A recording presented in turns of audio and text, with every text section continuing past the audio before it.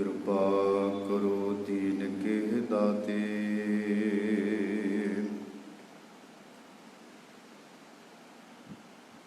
ਮੇਰਾ ਗੁਣ ਅਵਗਣ ਨਾ ਵਿਚਾਰੋ ਕੋਈ।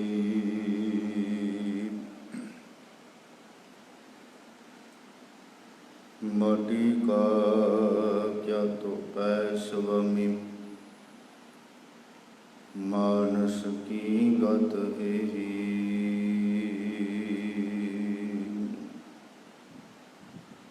ਗਿਆਨ ਧਿਆਨ ਕਿਛ ਕਰਮ ਨ ਜਾਣਾ,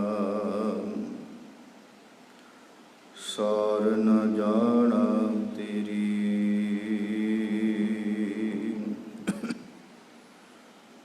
ਸਭ ਤੇ ਵੱਡਾ ਸਤਿਗੁਰ ਨਾਨਕ,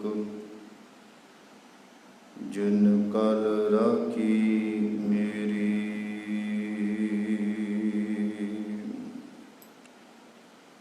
ਸਤਿਨਾਮ। ਵਾਹਿਗੁਰੂ ਸਾਹਿਬ ਜੀਓ।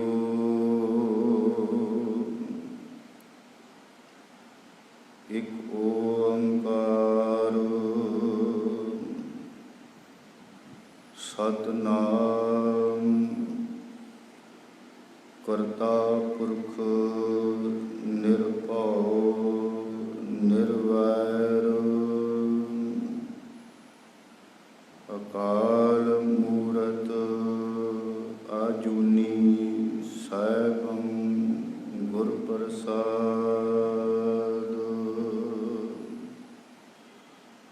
ਵਾਹਿਗੁਰੂ ਜੀ ਕਾ ਖਾਲਸਾ,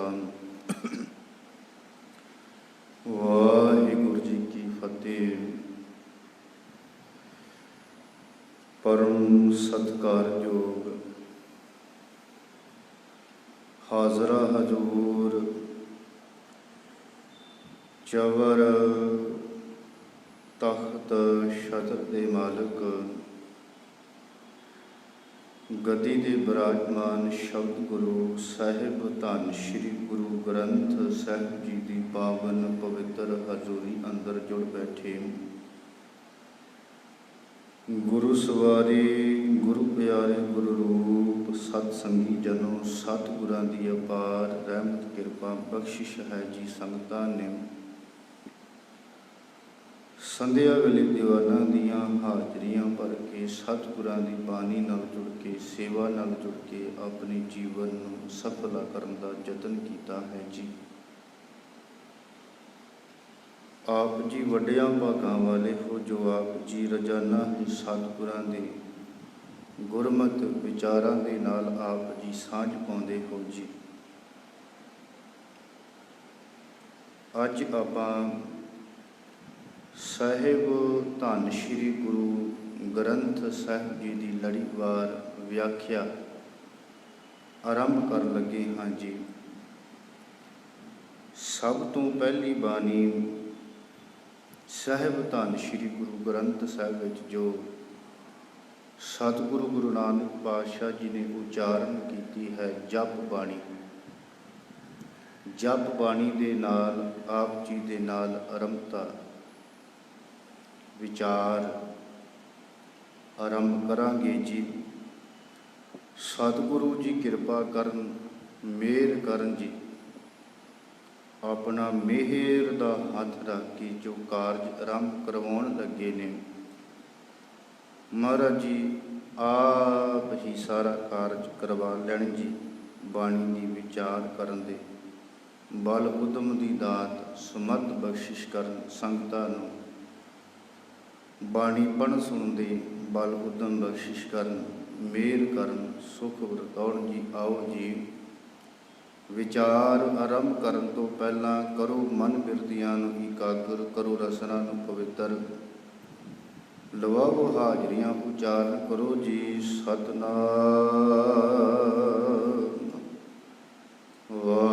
ਵਾਹਿਗੁਰੂ ਜੀ, ਸਤਿਨਾਮ। ਵਾਹਿਗੁਰੂ ਜੀ।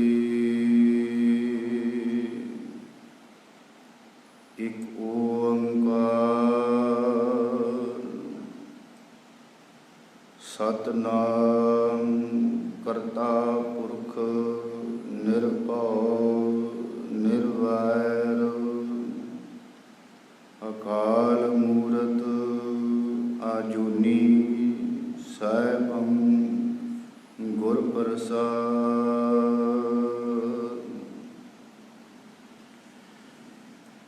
ਸਤਿਗੁਰੂ ਗੁਰੂ ਨਾਨਕ ਪਾਤਸ਼ਾਹ ਜੀ ਨੇ ਜਪ ਬਾਣੀ ਆਰੰਭ ਕਰਨ ਤੋਂ ਪਹਿਲਾਂ ਸਤਿਗੁਰੂ ਜੀ ਨੇ ਉਸ ਮਾਲਕ ਦਾ ਸ਼ੁਕਰਾਨਾ ਕਰਦਿਆਂ ਹੋਇਆਂ ਮੂਲ ਮੰਤਰ ਉਚਾਰਨ ਕੀਤਾ ਹੈ ਜੀ। ਕਿਉਂਕਿ ਜਦੋਂ ਅਸੀਂ ਕਿਸੇ ਵੀ ਪੁਰਾਤਨ ਸਮਿਆਂ ਤੋਂ ਜੋ ਇਹ ਰਿਵਾਜ ਤੁਰਿਆ ਆ ਰਿਹਾ ਸੀ, ਕੋਈ ਵੀ ਲਿਖਾਰੀ ਹੈ, ਕੋਈ ਵੀ ਕਵੀ ਹੈ, ਕੋਈ ਕਿਤਾਬ ਰਚਦਾ ਹੈ, ਕੋਈ ਵੀ ਰਚਨਾ ਆਰੰਭ ਕਰਦਾ ਹੈ, ਆਰੰਭ ਕਰਨ ਤੋਂ ਪਹਿਲਾਂ ਉਹ ਆਪਣੇ ਇਸ਼ਟ ਦੀ ਆਰਾਧਨਾ ਜਾਂ ਉਸਤਤ ਕਰਦਾ ਹੈ ਕਿਸੇ ਮੰਗਲਾ ਚਰਨ ਉਚਾਰਨ ਕਰਕੇ ਜੀ। ਹੁਣ ਸਤਿਗੁਰੂ ਗੁਰੂ ਨਾਨਕ ਪਾਤਸ਼ਾਹ ਜੀ ਨੇ ਇੱਥੇ ਮੂਲ ਮੰਤਰ ਜੋ ਹੈ ਉਹ ਮੰਗਲਾ ਚਰਨ ਦੇ ਰੂਪ ਦੇ ਵਿੱਚ ਸਾਡੇ 'ਤੇ ਕਿਰਪਾ ਕੀਤੀ, ਮਿਹਰ ਕੀਤੀ ਜੀ ਕਿ ਇਹ ਉਚਾਰਨ ਕੀਤਾ ਹੈ ਜੀ। ਜਦੋਂ ਅਸੀਂ ਮੂਲ ਮੰਤਰ ਦੇ ਬਾਰੇ ਸਮਝਦੇ ਹਾਂ,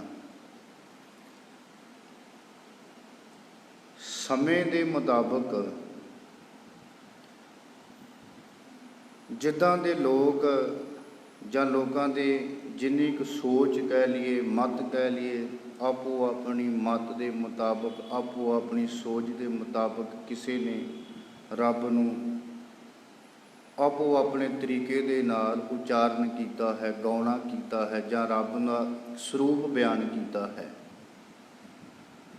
ਪਰ ਜਦੋਂ ਅਸੀਂ ਸਤਿਗੁਰੂ ਗੁਰੂ ਨਾਨਕ ਪਾਤਸ਼ਾਹ ਜੀ ਦੀ ਵਿਚਾਰਧਾਰਾ ਨੂੰ ਪੜ੍ਹਦੇ ਹਾਂ, ਜਾਂ ਇਹ ਕਹਿ ਲਈਏ ਕਿ ਸਤਿਗੁਰੂ ਗੁਰੂ ਨਾਨਕ ਪਾਤਸ਼ਾਹ ਜੀ ਨੇ ਜੋ ਮੂਲ ਮੰਤਰ ਉਚਾਰਨ ਕੀਤਾ ਹੈ, ਸਿੱਖ ਦਾ ਜੋ ਮੂਲ ਹੈ, ਮੰਤਰ ਉਪਦੇਸ਼ ਹੈ,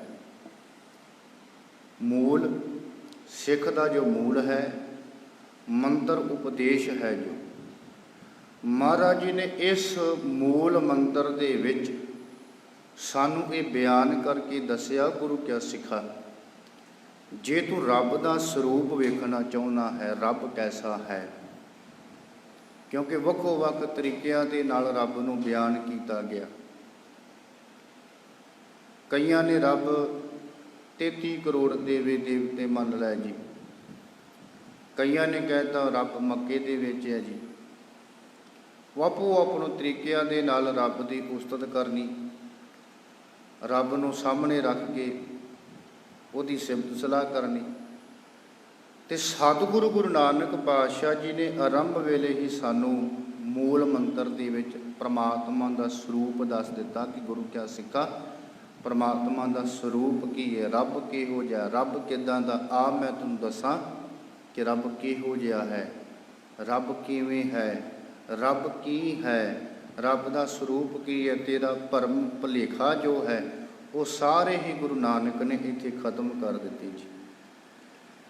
ਜਿੱਥੇ ਮਹਾਰਾਜ ਜੀ ਨੇ ਸਾਨੂੰ ਮੂਲ ਮੰਤਰ ਦੇ ਵਿੱਚ ਰੱਬ ਦਾ ਸਰੂਪ ਦਿਖਾਇਆ ਨਾ ਜੀ ਪਿਆਰੇ, ਉੱਥੇ ਮਹਾਰਾਜ ਜੀ ਨੇ ਸਾਨੂੰ ਪ੍ਰਾਪਤੀ ਦਾ ਰਸਤਾ ਵੀ ਦਿਖਾ ਦਿੱਤਾ ਜੀ, ਨਾਲ ਦੀ ਨਾਲ, ਕਿ ਸਿੱਖ ਜਿਹੜਾ ਕਿਤੇ ਭਰਮ ਦੇ ਵਿੱਚ ਨਾ ਪੈ ਜਾਵੇ, ਰੱਬ ਨੂੰ ਬਾਹਰ ਲੱਭਣ ਨਾ ਤੁਰਿਆ ਜਾਵੇ। ਮਹਾਰਾਜ ਜੀ ਨੇ ਨਾਲ ਦੀ ਨਾਲ ਜਿੱਥੇ ਮੂਲ ਮੰਤਰ ਉਚਾਰਨ ਕੀਤਾ, ਮੂਲ ਮੰਤਰ ਦੇ ਵਿੱਚ ਸਭ ਨੂੰ ਲਾਸਟ ਸ਼ਬਦ ਆਉਂਦਾ ਗੁਰ ਪ੍ਰਸਾਦ। ਮਹਾਰਾਜ ਜੀ ਨੇ ਕਿਹਾ ਤੈਨੂੰ ਭੜਕਣ ਦੀ ਲੋੜ ਕੋਈ ਨਹੀਂ, ਇਸ ਸਰੂਪ ਨੂੰ, ਇਸ ਰੱਬ ਨੂੰ ਜੇ ਮਿਲਣਾ ਹੈ ਤਾਂ ਗੁਰੂ ਦੀ ਕਿਰਪਾ ਦੇ ਦੁਆਰਾ ਤੂੰ ਮਿਲ ਸਕਦਾ ਹੈ। ਸਤਿਗੁਰੂ ਗੁਰੂ ਨਾਨਕ ਪਾਤਸ਼ਾਹ ਜੀ ਮੂਲ ਮੰਤਰ ਦੇ ਸਭ ਨੂੰ ਆਰੰਭ ਦੇ ਵਿੱਚ ਬਚਨ ਕਰਦੇ ਨੇ, ਇੱਕ ਓੰਕਾਰ, ਕਿ ਰੱਬ ਇੱਕ ਹੈ। ਰੱਬ ਇੱਕ ਹੈ ਜਿਹੜਾ ਲਗਾਤਾਰ ਪ੍ਰਕਾਸ਼ ਜਿਹਦਾ ਚੱਲ ਰਿਹਾ ਹੈ ਜੀ, ਪਸਰ ਰਿਹਾ ਹੈ ਜੀ, ਜੋ ਅਸੀਂ ਸਭ ਕੁਝ ਇਸ ਸੰਸਾਰ ਵੇਖ ਰਹੇ ਜੀ, ਉਸ ਰੱਬ ਦਾ ਬਣਾਇਆ ਹੋਇਆ ਹੈ ਜੀ, ਸਰਬ ਵਿਆਪਕ ਜਿਹਨੂੰ ਆਪਾਂ ਕਹਿ ਲਈਏ ਜੀ ਕਿ ਰੱਬ ਇੱਕ ਹੈ, ਉਹ ਸਰਬ ਵਿਆਪਕ ਹੈ। ਕਣ ਕਣ ਦੇ ਵਿੱਚ ਉਹ ਵਸਿਆ ਹੋਇਆ ਹੈ ਜੀ। ਨਾਲ ਦੀ ਨਾਲ ਮਹਾਰਾਜ ਜੀ ਨੇ ਜਿੱਥੇ ਸਾਨੂੰ ਇੱਕ ਦੇ ਬਾਰੇ ਗੱਲ ਦੱਸੀ ਹੈ, ਉੱਥੇ ਨਾਲ ਇਹ ਵੀ ਸਮਝਾ ਦਿੱਤਾ, ਰੱਬ ਹੈ ਤਾਂ ਇੱਕ ਹੈ, ਪਰ ਉਹ ਸਰਬ ਵਿਆਪਕ ਹੈ। ਅਸੀਂ ਭਜਨ ਪੜ੍ਹਦੇ ਜਿਹਨੂੰ ਸਾਹਿਬ ਧੰਨ ਸ਼੍ਰੀ ਗੁਰੂ ਗ੍ਰੰਥ ਸਾਹਿਬ ਜੀ ਦੇ ਮਹਾਰਾਜ ਜੀ ਨੇ ਸਾਨੂੰ ਸਮਝਾਇਆ, ਇੱਕੋ ਹੈ ਭਾਈ, ਇੱਕੋ ਹੈ, ਸਾਹਿਬ ਮੇਰਾ ਇੱਕੋ ਹੈ ਕਿ ਅਕਾਲ ਪੁਰਖ ਪਰਮਾਤਮਾ ਜੀ ਇੱਕ ਹੀ ਹੈ ਜੀ। ਚਲੋ ਉਹ ਸਭ ਵੱਖੋ ਵੱਖ ਹਰੇਕ ਦੀ ਵਿਚਾਰਧਾਰਾ ਆਪਾਂ ਪਹਿਲੋਂ ਇਹ ਬੋਲ ਕੇ ਗਏ ਆ। ਕਈਆਂ ਨੇ 33 ਕਰੋੜ ਦੇਵੀ ਦੇਵਤਿਆਂ ਨੂੰ ਮੰਨਿਆ ਨਾ ਜੀ। ਕਈਆਂ ਨੇ ਕਹਿੰਦਾ ਅੱਲਾ ਇੱਕ ਹੈ, ਪਰ ਉਹ ਰਹਿੰਦਾ ਮੱਕੇ ਦੇ ਵਿੱਚ ਹੈ। ਇੱਥੇ ਸਤਿਗੁਰੂ ਗੁਰੂ ਨਾਨਕ ਪਾਤਸ਼ਾਹ ਜੀ ਕਹਿੰਦੇ ਰੱਬ ਇੱਕ ਹੈ, ਪਰ ਉਹ ਸਰਬ ਵਿਆਪਕ ਹੈ ਜੀ।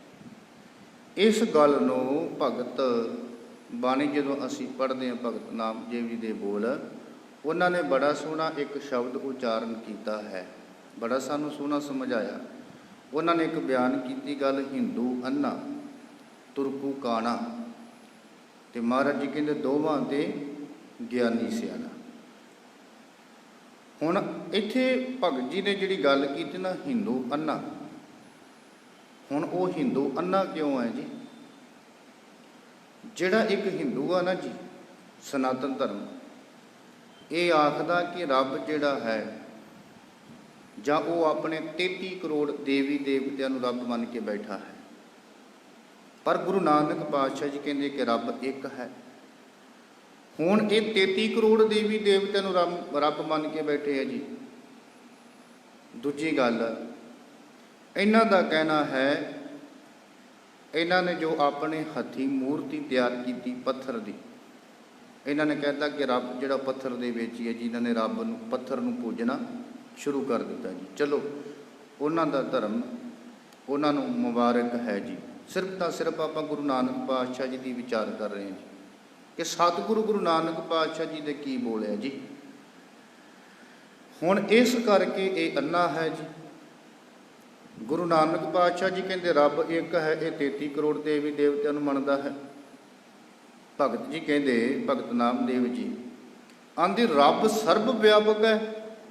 ਇਹਨਾਂ ਨੇ ਸਿਰਫ ਤਾਂ ਸਿਰਫ ਪੱਥਰਾਂ ਦੇ ਵਿੱਚ ਹੀ ਕਿਹਾ ਕਿ ਰੱਬ ਪੱਥਰਾਂ ਦੇ ਵਿੱਚ ਹੀ, ਪੱਥਰਾਂ ਨੂੰ ਹੀ ਪੂਜੀ ਜਾਂਦੇ ਜੀ। ਇਸ ਕਰਕੇ ਇਹ ਬੰਦਾ ਜਿਹੜਾ ਹੈ ਇਹ ਅੰਨਾ ਹੈ। ਅੰਨੇ ਦਾ ਭਾਵ ਜਿਹਨੂੰ ਬਿਲਕੁਲ ਵੀ ਗਿਆਨ ਕੋਈ ਨਹੀਂ ਹੈ ਜੀ, ਬਿਲਕੁਲ ਇਹ ਗਿਆਨਤਾ ਦੇ ਅਧੀਨ ਹੈ। ਇਹ ਕਹਿ ਸਕਦੇ ਕਿ ਇਹਦੀਆਂ ਦੋਵੇਂ ਅੱਖਾਂ ਜਿਹੜੀਆਂ ਉਹ ਬੰਦ ਹੈ, ਜਿਹਨੂੰ ਅੰਨਾ ਕਿਹਾ ਜਾਂਦਾ ਹੈ। ਵੈਸੇ ਗੁਰਬਾਣੀ ਨੇ ਇਹ ਗੱਲ ਨਹੀਂ ਕਹੀ। ਇੱਕ ਤੇ ਉਹ ਅੰਨਾ ਨਾ ਜੀ ਜਿਹੜਾ ਰੱਬ ਵੱਲੋਂ ਹੀ ਜਿਹਨੂੰ ਅੱਖਾਂ ਨਹੀਂ ਦਿੱਤੀਆਂ ਮਾਲਕ ਨੇ, ਜਿਹਨਾਂ ਨੂੰ ਆਪਾਂ ਸੂਰਮਾ ਸਿੰਘ ਕਹਿੰਦੇ ਹਾਂ ਜੀ, ਇੱਕ ਤੇ ਉਹ ਅੰਨਾ ਹੈ। ਪਰ ਜਿਹੜੀ ਗੁਰਬਾਣੀ ਨੇ ਅੰਨੇ ਦੀ ਗੱਲ ਕੀਤੀ ਹੈ, ਉਹ ਉਸ ਅੰਨੇ ਨੂੰ ਕਿਹਾ ਹੈ ਜਿਹੜਾ ਅਗਿਆਨਤਾ ਦੇ ਅਧੀਨ ਹੈ, ਜਿਹਨੂੰ ਸੋਝੀ ਕੋਈ ਨਹੀਂ, ਜਿਹਨੂੰ ਸਮਝ ਕੋਈ ਨਹੀਂ ਕਿ ਮੈਂ ਕੀ ਕਰਨ ਵਾਸਤੇ ਆਇਆ, ਕੀ ਲੈਣ ਵਾਸਤੇ ਆਇਆ, ਜਿਹਨੂੰ ਕਿਸੇ ਵੀ ਪ੍ਰਕਾਰ ਦਾ ਗਿਆਨ ਨਹੀਂ ਹੈ, ਸਮਝ ਨਹੀਂ ਹੈ, ਉਹਨੂੰ ਅੰਨਾ ਕਿਹਾ ਹੈ ਜੀ। ਕਿੰਨੇ ਐਸੇ ਨੇ ਪਿਆਰਿਓ ਜਿਨ੍ਹਾਂ ਨੂੰ ਮਹਾਰਾਜ ਨੇ, ਰੱਬ ਜੀ ਨੇ ਅੱਖਾਂ ਨਹੀਂ ਦਿੱਤੀਆਂ। ਤੇ ਅਸੀਂ ਦਰਬਾਰ ਸਾਹਿਬ ਦੇ ਹਜ਼ੂਰੀ ਰਾਗੀ ਭਾਈ ਸਾਹਿਬ ਭਾਈ ਲਖਵਿੰਦਰ ਸਿੰਘ ਜੀ ਸੂਰਮਾ ਸਿੰਘ, ਜਦੋਂ ਰਾਗ ਪੜ੍ਹਦੇ ਨੇ, ਬਾਣੀ ਗਾਉਂਦੇ ਨੇ, ਕਿੰਨਾ ਆਨੰਦ ਆਉਂਦਾ ਹੈ। ਦੁਨਿਆਵੀ ਤੌਰ 'ਤੇ ਜਿਹਦੇ ਕੋਲ ਅੱਖਾਂ ਦੀ ਰੋਸ਼ਨੀ ਨਹੀਂ ਹੈ, ਉਹ ਵੀ ਰੱਬ ਦੀ ਭਗਤੀ ਕਰ ਸਕਦਾ ਹੈ, ਰੱਬ ਦੇ ਨਾਲ ਜੁੜ ਸਕਦਾ ਹੈ, ਬਾਣੀ ਪੜ੍ਹ ਸਕਦਾ ਹੈ, ਸੁਣ ਸਕਦਾ ਹੈ। ਪਰ ਜਿਹੜਾ ਬੰਦਾ ਅਗਿਆਨਤਾ ਦੇ ਵਸ ਦੇ ਵਿੱਚ ਹੈ ਨਾ ਜੀ, ਉਹਨੂੰ ਕੁਝ ਹੀ ਨਹੀਂ ਪਤਾ ਰੱਬ ਜੀ ਦੇ ਬਾਰੇ ਕੀ ਹੈ ਜੀ, ਉਹਨੂੰ ਅੰਨਾ ਕਿਹਾ ਹੈ ਜੀ। ਫਿਰ ਭਗਤ ਜੀ ਇੱਥੇ ਗੱਲ ਆਖਦੇ ਨੇ, ਕਹਿੰਦੇ ਹਿੰਨੂ ਅੰਧਾ ਤੁਰਕੂ ਕਾਣਾ। ਹੁਣ ਤੁਰਕੂ ਦਾ ਅਰਥ ਕੀਤਾ ਮੁਸਲਮਾਨ ਜੀ। ਹੁਣ ਇੱਥੇ ਇਹਨੂੰ ਕਾਣਾ ਕਿਹਾ ਹੈ। ਕਾਣੇ ਦਾ ਭਾਵ ਕਿ ਜਿਹਦੀ ਇੱਕ ਅੱਖ ਖੁੱਲ੍ਹੀ ਹੈ ਤੇ ਇੱਕ ਅੱਖ ਬੰਦ ਹੈ, ਉਹਨੂੰ ਕਾਣਾ ਕਿਹਾ ਜਾਂਦਾ ਹੈ। ਪਰ ਗੁਰਬਾਣੀ ਨੇ ਇੱਥੇ ਕਾਣੀ ਦੀ ਜਿਹੜੀ ਵਿਆਖਿਆ ਕੁਝ ਹੋਰ ਕੀਤੀ ਹੈ। ਆਂਦੇ ਕਿ ਜਿਹੜਾ ਇਹ ਮੁਸਲਮਾਨ ਵੀਰ ਹੈ ਇਹ ਕੀ ਮੰਨਦਾ ਹੈ ਇਸ ਗੱਲ ਨੂੰ ਕਿ ਅੱਲਾ ਇੱਕ ਹੈ। ਅੱਲਾ ਇੱਕ ਹੈ, ਇਹਦਾ ਮਤਲਬ ਹੈ ਕਿ ਗੁਰੂ ਨਾਨਕ ਪਾਤਸ਼ਾਹ ਜੀ ਕਹਿੰਦੇ ਇੱਕ ਓੰਕਾਰ, ਰੱਬ ਇੱਕ ਹੈ, ਇਹਦਾ ਇੱਕ ਅੱਖ ਖੁੱਲੀ ਹੈ। ਇਹ ਸਹਿਮਤ ਹੈ ਇਸ ਗੱਲ ਨਾਲ ਕਿ ਅੱਲਾ ਇੱਕ ਹੈ। ਪਰ ਦੂਜੇ ਪਾਸੇ ਇਹਦੀ ਵਿਚਾਰਧਾਰਾ ਇਹ ਹੈ ਕਿ ਰੱਬ ਜਿਹੜਾ ਅੱਲਾ ਇੱਕ ਹੈ ਉਹ ਮੱਕੇ ਦੇ ਵਿੱਚ ਰਹਿੰਦਾ ਹੈ, ਸਿਰਫ ਤਾਂ ਸਿਰਫ ਮੱਕੇ ਦੇ ਵਿੱਚ ਜੀ। ਇਸ ਕਰਕੇ ਭਗਤ ਜੀ ਕਹਿੰਦੇ ਮੱਕੇ ਦੇ ਵਿੱਚ ਨਹੀਂ, ਅੱਲਾ ਜਿਹੜਾ ਉਹ ਸਰਬ ਵਿਆਪਕ ਹੈ ਜੀ, ਪਰਮਾਤਮਾ ਰੱਬ ਸਰਬ ਵਿਆਪਕ ਹੈ ਜੀ। ਇੱਥੇ ਇਹ ਵਿਚਾਰਧਾਰਾ ਤੋਂ ਉਲਟ ਹੋ ਗਿਆ, ਇਸ ਨੂੰ ਫਿਰ ਕਾਣਾ ਕਹਿ ਦਿੱਤਾ ਜੀ। ਪਰ ਅਗਲੇ ਪਾਸੇ ਭਗਤ ਜੀ ਕਹਿੰਦੇ ਦੋਵਾਂ ਤੇ ਗਿਆਨੀ ਸਿਆਣਾ। ਹੁਣ ਦੋਵਾਂ ਤੇ ਗਿਆਨੀ ਸਿਆਣਾ ਮਤਲਬ ਹੈ ਕਿ ਜਿਹੜਾ ਗਿਆਨਵਾਨ ਹੈ, ਜਿਹੜਾ ਸੂਝਵਾਨ ਹੈ, ਜਿਹੜਾ ਸਮਝ ਲੈਂਦਾ ਹੈ, ਜਿਹੜਾ ਵਿਚਾਰਦਾ ਹੈ, ਜਿਹੜਾ ਪਰਖਦਾ ਹੈ। ਜਿਸ ਤਰ੍ਹਾਂ ਸਤਿਗੁਰੂ ਗੁਰੂ ਅਰਜਨ ਪਾਤਸ਼ਾਹ ਜੀ ਦਾ ਬੋਲ ਆਉਂਦਾ ਹੈ, ਹਾਰ ਪਰਿਓ ਸੁਆਮੀ ਕੇ ਦਵਾਰੈ ਦੀਜੈ ਬੁੱਧ ਬਬੀਕਾ। ਹੁਣ ਉੱਥੇ ਸਤਿਗੁਰੂ ਗੁਰੂ ਨਾਨਕ ਪਾਤਸ਼ਾਹ ਜੀ ਨੇ ਜਿਹੜੀ ਮੰਗ ਕੀਤੀ ਹੈ, ਬੁੱਧ ਦੀ ਮੰਗ ਕੀਤੀ ਹੈ, ਮਤ ਦੀ। ਕਿਹੜੀ? ਵਿਵੇਕ ਬੁੱਧ ਦੀ। ਹੁਣ ਵਿਵੇਕ ਦਾ ਅਰਥ ਹੈ ਕਿ ਹੇ ਮਹਾਰਾਜ ਜੀ ਮੈਨੂੰ ਉਹ ਮਤ ਦਿਓ, ਉਹ ਸੋਝੀ, ਉਹ ਸਮਝ ਦਿਓ ਜਿਹੜੀ ਚੰਗਿਆਈ ਤੇ ਬਰਿਆਈ ਨੂੰ ਵਿਚਾਰ ਸਕੇ ਜੀ, ਸਹੀ ਤੇ ਗਲਤ ਨੂੰ ਸਮਝ ਸਕੇ ਜੀ। ਬਸ ਅਸਲ ਦੇ ਵਿੱਚ ਗਿਆਨੀ ਉਹ ਹੈ ਜਿਹੜਾ ਸਹੀ ਤੇ ਗਲਤ ਨੂੰ ਸਮਝ ਲੈਂਦਾ ਹੈ ਜੀ, ਜਿਹੜਾ ਗੁਰੂ ਨਾਨਕ ਦੀ ਵਿਚਾਰਧਾਰਾ ਨੂੰ ਫੋਲੋ ਕਰ ਲਵੇ ਜੀ, ਜਿਹੜਾ ਸਮਝ ਲਵੇ ਗੁਰੂ ਗ੍ਰੰਥ ਸਾਹਿਬ ਦੀ ਬਾਣੀ ਨੂੰ ਕਿ ਮਹਾਰਾਜ ਦੀ ਬਾਣੀ ਕੀ ਆਖਦੀ, ਰੱਬ ਜੀ ਕੀ ਹੈ, ਰੱਬ ਜੀ ਕਿਵੇਂ ਹੈ, ਰੱਬ ਜੀ ਕਿੱਥੇ ਹੈ।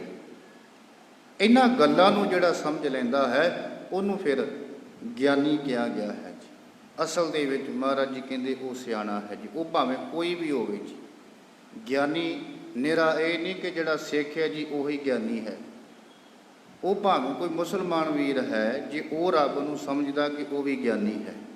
ਜਿਸ ਤਰ੍ਹਾਂ ਹੁਣ ਉਹਨਾਂ ਦੇ ਧਰਮ ਦੇ ਵਿੱਚ ਕਾਜੀ ਹੈ, ਮੁੱਲਾ ਹੈ, ਉਹ ਸਾਰੇ ਤੇ ਸਾਰੇ ਇੱਕੋ ਹੀ ਅਰਥ ਹੈ ਜੀ, ਗਿਆਨੀ ਦੇ, ਪੰਡਤ ਦੇ, ਇਹ ਸਾਰੇ ਇੱਕ ਹੀ ਅਰਥ ਹੈ ਜੀ, ਸੂਝਵਾਨ, ਸਮਝ ਰੱਖਣ ਵਾਲੇ ਜੀ। ਹੁਣ ਗੁਰੂ ਘਰਾਂ ਦੇ ਵਿੱਚ ਅਸੀਂ ਜਿਹੜੇ ਸਮਝ ਰੱਖਦੇ ਉਹਨਾਂ ਨੂੰ ਗਿਆਨੀ ਕਹਿੰਦੇ ਹਾਂ ਜੀ।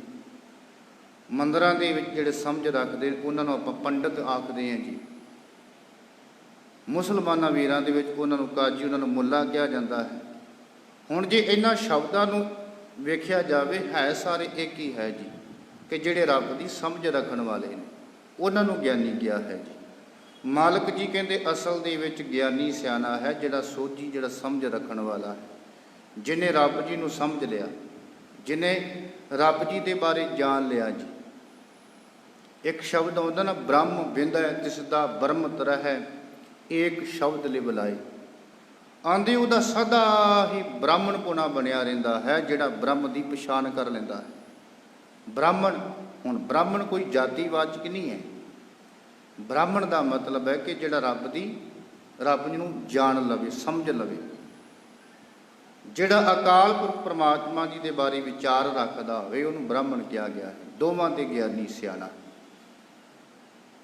ਹੁਣ ਸਤਿਗੁਰੂ ਗੁਰੂ ਨਾਨਕ ਪਾਤਸ਼ਾਹ ਜੀ ਦੇ ਨਾਲ ਜਿਹਦੀ ਵਿਚਾਰਧਾਰਾ ਮਿਲਦੀ ਹੈ, ਇੱਕ ਓੰਕਾਰ, ਕਿ ਰੱਬ ਇੱਕ ਹੈ, ਜਿਹੜਾ ਸਰਬ ਵਿਆਪਕ ਹੈ ਜੀ। ਇੱਕ ਓੰਕਾਰ ਦੇ ਅਰਥ ਹੀ ਹੈ।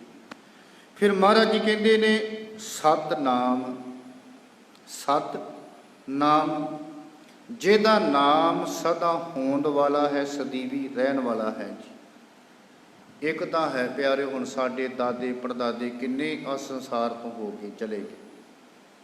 ਹੋ ਸਕਦਾ ਕਿ ਸਾਨੂੰ ਆਪਣੇ ਦਾਦਿਆਂ ਦਾ ਨਾਮਾਂ ਦਾ ਪਤਾ ਹੋ ਸਕਦਾ, ਪੜਦਾਦਿਆਂ ਦੇ ਨਾਮਾਂ ਦਾ ਪਤਾ ਹੋ ਸਕਦਾ, ਉਸ ਤੋਂ ਪਹਿਲਾਂ ਕੌਣ ਸੀ ਸਾਨੂੰ ਬਿਲਕੁਲ ਨਹੀਂ ਪਤਾ ਜੀ। ਅੱਜ ਤਾਂ ਕਈ ਬੱਚਿਆਂ ਨੂੰ ਸਾਡੇ ਪੜਦਾਦਿਆਂ ਦੇ ਨਾਮਾਂ ਦਾ ਵੀ ਨਹੀਂ ਪਤਾ ਹੋਣਾ ਜੀ ਕੀ ਹੈ। ਚਲੋ ਦੂਰ ਦੀ ਗੱਲ ਛੱਡੋ, ਦਾਦਿਆਂ ਦਾ ਕੋਈ ਟਾਵੇਂ, ਕੋਈ ਵਿਰਲਿਆਂ ਨੂੰ ਪਤਾ ਹੋਵੇਗਾ। ਪਰ ਉਸ ਅਕਾਲ ਪੁਰਖ ਪਰਮਾਤਮਾ ਦਾ ਜਿਹੜਾ ਨਾਮ ਹੈ ਨਾ ਜੀ, ਉਹ ਸਦਾ ਸਦੀਵੀ ਹੋਂਦ ਵਾਲਾ ਹੈ ਜੀ, ਸਦਾ ਰਹਿਣ ਵਾਲਾ ਹੈ ਜੀ। हर वेले जी अगे जाके जो आप पढ़ांगे ना जी जप बाणी जो आरंभ करांगे पहला श्लोक होना आद सच जुगाद सच है भी सच नानक होसी भी सच। हुण आद सच का अर्थ यही है कि जो मुੱਢ नहीं सी ना बनया संसार का सृष्टि का अकाल पुरख परमात्मा उदों भी सच सी उदों भी होंद वाला सी। इस करके महाराज जी कहते सतनाम ਉਹਦਾ नाम जिहड़ा है वो सदीवी होंद वाला है जी, सदा रहन वाला है जी, अविनाशी है जी। फिर महाराज जी कहते करता पुरख, ये सारे ते सारे की है जी, ये महाराज जी ने परमात्मा के स्वरूप नूं बयान किया कि अकाल पुरख परमात्मा जी किदां दे ने। साडे अंदर ये भरम हो सकता कि रब इदां है, किसी ने कहता रब उदां, किसी ने कहता रब इत्थे रहिंदा, किसी ने कहता रब उत्थे रहिंदा। पर सतगुरु गुरु नानक पातशाह जी ने इस भुलेखे नूं कढ दिता जी बिल्कुल ही। कहंदे करता पुरख। हुण करते का अर्थ है जी करन वाला। आ सृष्टि आ संसार उस अकाल पुरख परमात्मा जी ने रचिया जी, उन्हें बनाया जी। चलो समझण वास्ते एग्जाम्पल के तौर पर आ बिल्डिंग तैयार हुई है, आ तैयार हुई है जी। बहुत विरले टावियां नूं पता होएगा कि इहदा मिस्त्री कित्थे रहिंदा, कौन सी, किन्ने बनाई, नहीं पता जी। भुल गए जी असीं, जां पता नहीं उहनूं मिस्त्री नूं भी पता होएगा कि नहीं कि आ बिल्डिंग मैं बनाई है कि नहीं बनाई जी। हुण इहदे विच वो समाया नहीं है, पर जिहड़ा अकाल पुरख परमात्मा जी ने सारी सृष्टि नूं बनाया है, तैयार किया है, वो अकाल पुरख परमात्मा जी इस सृष्टि नूं बना के तैयार करके ते इहदे विच समाया है। पुरख, पुरख का अर्थ हुंदा समाया, कि वो सारी सृष्टि बना के तैयार करके सब कुछ बना के फिर इहदे विच समाया है जी। एक बचन पढ़ते हैं महाराज जी का, पहल पुरीए पुंडरक वना तांचे हंसा सगले जना कृष्णा ते जानू हर हर नाचंती नाचना। पहल पुरसा बिरा, पहले पहल अकाल पुरख परमात्मा जी ने अपने आप को बनाया, तैयार किया जी। पहल पुरसा बिरा अथोन प्रसाद मरा। फिर उस अकाल पुरख परमात्मा जी ने आ संसार रचिया तो फिर माया तैयार की। पहल पुरीए पुंडरक वना, आ सृष्टि का बनाया, आ बगीचा तैयार किया, आ संसार तैयार किया जी। आ सारा संसार करके तैयार ना जी मालिक ने। पहल पुरीए पुंडरक वना, आ बगीचा तैयार किया, संसार बगीचा किया जी। कृष्णा ते जानू हर हर नाचंती नाचना। हुण मालिक जी ने समझाया कि अकाल पुरख परमात्मा जी ने आ सृष्टि नूं, आ संसार नूं रच के जिथे आप सर्व व्यापक है, उथे नाल दी नाल माया भी तैयार की जी। जिस माया दे विच आ सारा संसार असीं लोग नच रहे हैं जी, भड़क रहे हैं जी, ये सब कुछ उस मालिक ने, उस दाते ने बनाया है जी। मेरे कहने का मतलब है जो कुछ बनाया ना जी, उस दाते ने बनाया है। फिर वो बना के ये सर्व व्यापक है जी, वसिया होया है विच जी। जितना असी बचन पढ़ते, ये जग सच्चे की है कोठड़ी, सच्चे का विच वास। उस दाते ने आप बनाया ते बना के ते इहदे विच आप वास करके बैठा है। ये विश्व संसार तुम देख दे, ये हर का रूप है, हर रूप नदरी आया। मालिक जी कहते आ संसार, आ विश्व, आ जो कुछ बनाया होया दुनिया दे विच, ये अकाल पुरख परमात्मा जी ने आप बनाया है जी। पर वेखो करते दी सिफत करो प्यारिओ, की कुछ मालिक ने तैयार किया है जी, किन्ना कुछ है जी। पर कोई भी इको जिहा नहीं दिसदा जी। किदां दा वो मिस्त्री होएगा जी, किस तरह का वो चित्रकार होएगा जी। सारे गुण मालिक दे विच है जी, जिसने आ सारा संसार बनाया है जी। आ कुदरत तैयार की है ना जी, ते महाराज जी ने क्या, बलहारी कुदरत वसिया, तेरा अंत ना जाई लखिया। कि ਇਹਦੇ ਇਸ ਕੁਦਰਤ ਦੇ ਵਿੱਚ ਤੂੰ ਵਸਿਆ ਹੈ, ਪਰ ਤੇਰਾ ਅੰਤ ਨਹੀਂ ਕੋਈ ਪਾ ਸਕਦਾ ਜੀ। ਹੁਣ ਜੇ ਕੋਈ ਬੰਦਾ ਕਵੇ ਕਿ ਮੈਂ ਰੱਬ ਦਾ ਅੰਤ ਪਾਉਣਾ ਹੈ, ਇਹ ਹੋ ਹੀ ਨਹੀਂ ਸਕਦਾ ਜੀ। ਕਿਹੜੇ ਗੁਣਾਂ ਨੂੰ ਅਸੀਂ, ਉਹਨੇ ਸ੍ਰਿਸ਼ਟੀ ਬਣਾਈ ਨਾ, ਮਹਾਰਾਜ ਜੀ ਦਾ ਬੋਲਣਾ, ਤੂੰ ਅਚਰਜ ਕੁਦਰਤ ਤੇਰੀ ਬਿਸਮਾ। हे ਮਾਲਕ ਜੀ, ਚੂੰ ਅਚਰਜ ਹੈ, ਹੈਰਾਨ ਕਰਨ ਵਾਲੀ ਹੈ ਤੁਹਾਡੀ ਕੁਦਰਤ, ਤੇ ਹੈਰਾਨ ਕਰਨ ਵਾਲੀ ਹੈ ਤੁਹਾਡੀ ਕੁਦਰਤ। ਕੀ ਕੁਝ ਕੁਦਰਤ ਦੇ ਵਿੱਚ ਅਕਾਲ ਪੁਰਖ ਪਰਮਾਤਮਾ ਨੇ ਪੈਦਾ ਕੀਤਾ ਜੀ। ਆਹ ਡਿਸਕਵਰੀ ਚੈਨਲ ਕਿਤੇ ਦੇਖਿਓ, ਕਿੰਨੇ ਇੱਦਾਂ ਦੇ ਪੰਛੀ ਨੇ, ਜਾਨਵਰ ਨੇ। ਤੇ ਇੱਦਾਂ ਕਈ ਵਾਰ ਮਹਿਸੂਸ ਹੁੰਦਾ ਕਿ ਜਿਸ ਤਰ੍ਹਾਂ ਇਹਨਾਂ ਜਾਨਵਰਾਂ ਦੇ ਵਿੱਚ, ਪੰਛੀਆਂ ਦੇ ਵਿੱਚ ਅਕਾਲ ਪੁਰਖ ਪਰਮਾਤਮਾ ਨੇ ਆਪ ਕਿਤੇ ਰੰਗ ਭਰੇ ਹੋਣ। ਭਰੇ ਤੇ ਉਹਨੇ ਹੀ ਹੈ ਨਾ ਜੀ, ਰੰਗ ਉਹਨੇ ਭਰੇ ਹੈ ਜੀ। ਕਿਤੇ ਆਪ ਖਲੋ ਕੇ ਚਿੱਤਰਕਾਰੀ ਕੀਤੀ ਹੈ ਜੀ ਇਹਨਾਂ ਨੇ। ਕਿੱਦਾਂ ਦੀ ਕੁਦਰਤ ਬਣਾਈ ਹੈ ਜੀ ਰੱਬ ਨੇ। ਕਿੰਨੇ ਕਿੰਨੇ ਸੋਹਣੇ ਜਾਨਵਰ, ਕਿੰਨੇ ਕਿੰਨੇ ਰੰਗਾਂ ਦੇ ਵਿੱਚ ਆਉਂਦੇ ਆ ਜੀ। ਆ ਮੋਰ ਦੇਖ ਲਓ ਨਾ, ਪੰਛੀ ਮੋਰ, ਕਿੰਨੇ ਰੰਗ ਹੈ ਜੀ ਉਹਦੇ ਵਿੱਚ, ਕਿਤਨਾ ਚਿੱਤਰਕਾਰੀ ਕੀਤੀ ਹੈ। ਆ ਕਈ ਵਾਰ ਨਿੱਕੀਆਂ ਨਿੱਕੀਆਂ ਚਿੜੀਆਂ ਹੁੰਦੀਆਂ ਜੀ, ਕਿੰਨੀ ਸੋਹਣੀ ਉਹਨਾਂ ਦੀ ਚਿੱਤਰਕਾਰੀ ਕੀਤੀ ਹੈ ਜੀ ਮਾਲਕ ਨੇ। ਆ ਜੈਬਰਾ ਇੱਕ ਜਾਨਵਰ ਹੈ ਜੀ, ਉਹਦੇ ਤੇ ਕਿੰਨੀ ਚਿੱਤਰਕਾਰੀ ਕੀਤੀ ਹੈ ਜੀ ਮਾਲਕ ਨੇ। ਇਹ ਸਾਰੀ ਉਹਦੀ ਕੁਦਰਤ ਬਣਾਈ ਹੋਈ ਹੈ। ਪਰ ਇੱਕ ਗੱਲ ਨੋਟ ਰੱਖਣਾ, ਜੋ ਕੁਝ ਬਣਿਆ ਹੈ ਰੱਬ ਸਰਬ ਵਿਆਪਕ ਹੈ ਜੀ, ਉਹਦੇ ਵਿੱਚ ਵਸਦਾ ਹੈ ਜੀ।